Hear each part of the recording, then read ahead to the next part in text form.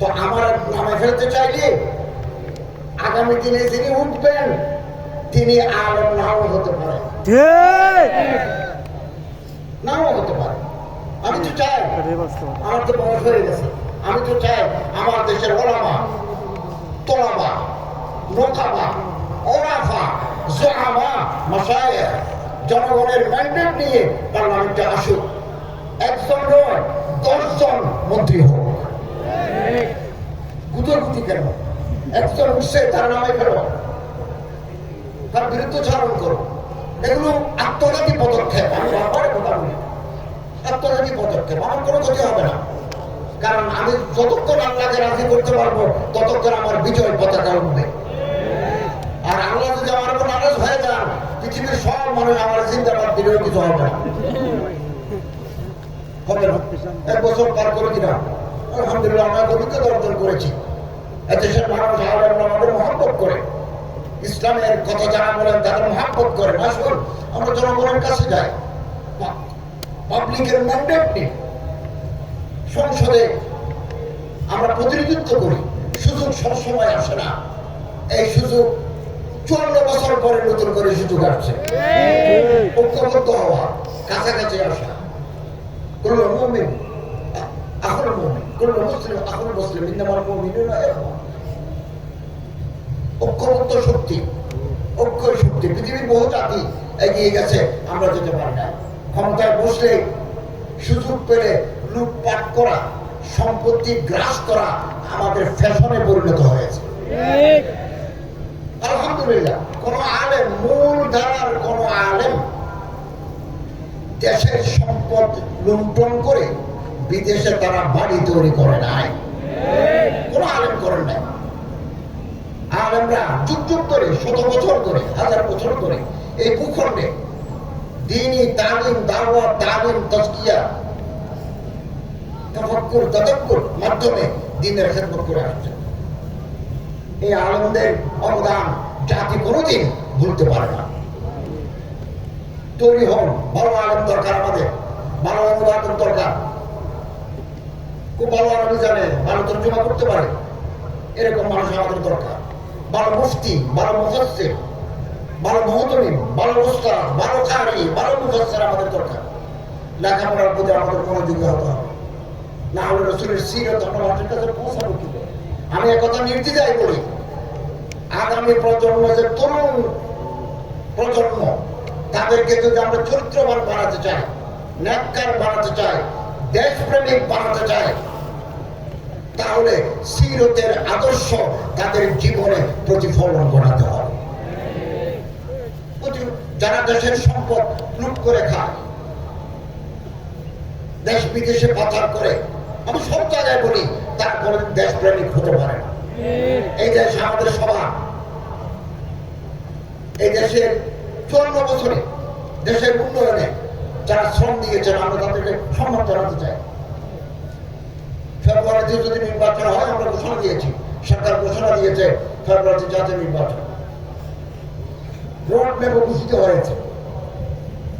যখনই নির্বাচন হবে ঘোষিত সময়, আমরা নির্বাচিত সরকারের হাতে ক্ষমতা হস্তান্তর করে আমরা পুনরায় ঠিকানায় ফিরে যাব, আমরা আমাদের জায়গায় চলে যাব।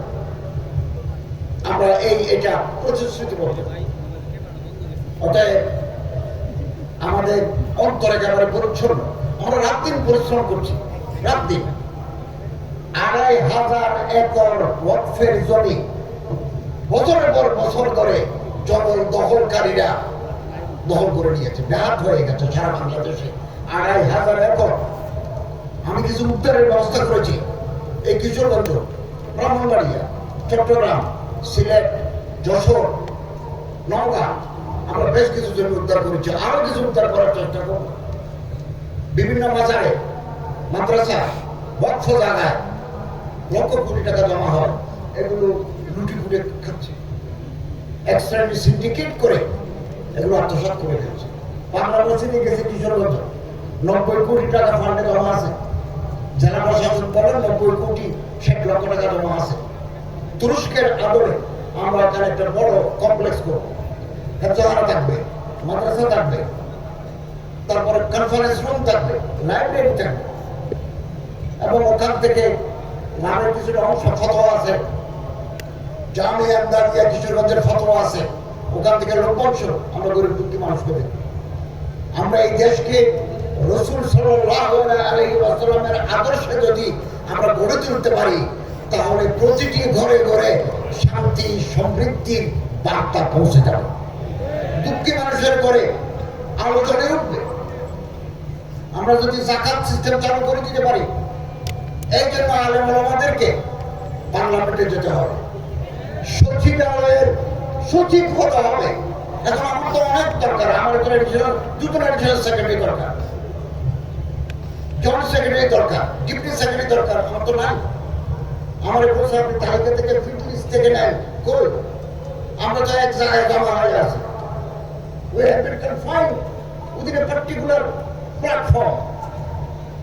দুপকালা মাঠে দেখা যায়, পাকিস্তানের ভিতরে দেখা যায়। কই রাষ্ট্র পরিচালনার জন্য, সেনাবাহিনী পরিচালনার জন্য, বিমান বাহিনী পরিচালনার জন্য, নৌবাহিনী পরিচালনার জন্য আমাদের তো লোক নাই। কাল তুমি যাও, মানুষ তৈরি করতে হবে। আগামী দিন আমরা দুনিয়া থেকে বিদায় নেব, যারা আসবেন আগামী দিনে এই দেশে সিরাতের রাসূলের আলোকে একটি সুন্দর রাষ্ট্রীয় ব্যবস্থা, সামাজিক কাঠামো তৈরি হওয়ার জন্য আপনাদের প্রস্তুতি নিতে হবে। গরম বক্তৃতা গুলো হবে না। গরম বক্তৃতা is not final solution to all. পরিকল্পনা মাফিক এগিয়ে যেতে হবে।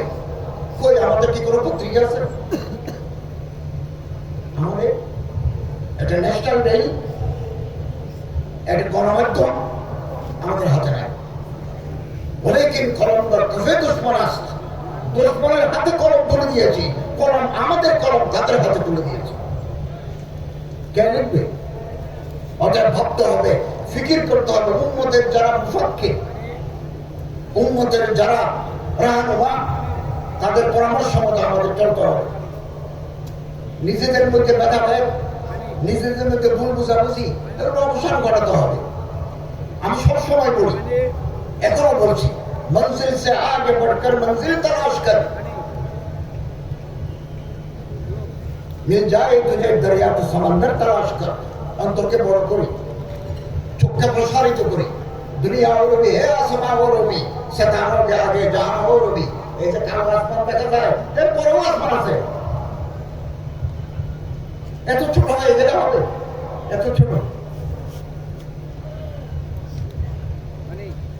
আলহামদুলিল্লাহ, সামনের দিকে যারা যায়, মুজাহিদ যখন ময়দানে যায়, শাহসওয়ার অশ্বারোহী, পিছনে কিছু কুত্তা, নেড়ি কুত্তা, যার শরীরে ক্যাশ নাই, সে ঘেউ করে ঘেউ করে। মুজাহিদের সময় নাই পিছনে ফিরে তাকানো, পিছনে তাকানোর সময় নাই।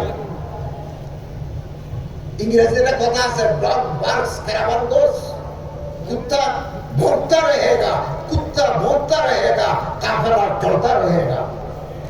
যারা যায় উপরে যারা উঠে, তারা নিজের নিঃশ্বাসের আওয়াজ নিজের কানে শুনে না, পিছনের গুলো শুনে। আমাদের অনেক বড় লক্ষ্য ওলামায়ে কেরামের বেপায়া খেদমত কারনামা আমাদের তুলে ধরতে হবে। এদের বিশাল গোষ্ঠী যারা জীবন উৎসর্গ করেছেন দ্বীনের জন্য, তারা দুনিয়ার কোনো লাভের জন্য করে নাই। ওনাদের কারনামা, ওনাদের খেদমত জাতির কাছে আমাদের তুলে ধরতে হবে।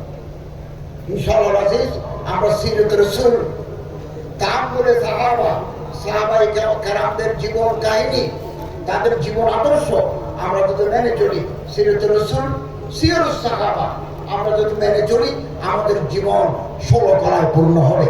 জীবন আলোকিত হয়ে যাবে, নিজেও আলোকিত হব, পরিবারকে আলোকিত করতে পারবো, সমাজকে আলোকিত করতে পারবো, রাষ্ট্রকে আলোকিত করতে পারবো। অতএব দুশমন চিহ্নিত করুন, ভাইকে দুশমন ভাববেন না। আমি আবার বলি, আপনার ভাইকে আপনি দুশমন ভাববেন না। দুশমন আমাদের অন্যতম, ওই দুশমনকে চিহ্নিত করুন। নিজের এনার্জি, নিজের কষ্ট, ত্যাগ ভাইয়ের বিরুদ্ধে আপনারা নষ্ট করবেন না। আল্লাহ তাআলা আমাদের তৌফিক দান করুন, আমিন। ওয়া আখিরু দাওয়ানা আলহামদুলিল্লাহি রাব্বিল আলামিন।